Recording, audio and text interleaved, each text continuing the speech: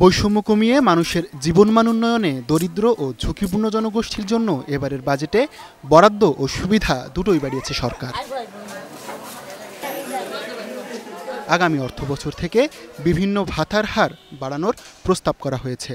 বয়স্ক ভাতা ৬০০ থেকে ৬৫০ টাকা, বিধবা ও নিগৃহীত নারীদের ভাতা ৫৫০ থেকে ৬৫০ টাকা, প্রতিবন্ধী ভাতা ৮৫০ থেকে ৯০০ টাকা, মা ও শিশু সহায়তা ভাতা ৮০০ থেকে ৮৫০ টাকা এবং অনগ্রসর জনগোষ্ঠীর ভাতা ৬৫০ টাকায় উন্নীত করার প্রস্তাব রাখা হয়েছে এবারের বাজেটে।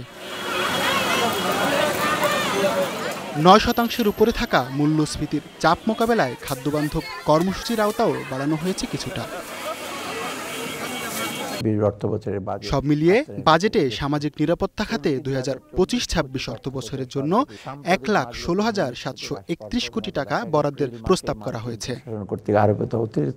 হাসিবুল শান্ত, স্টার নিউজ।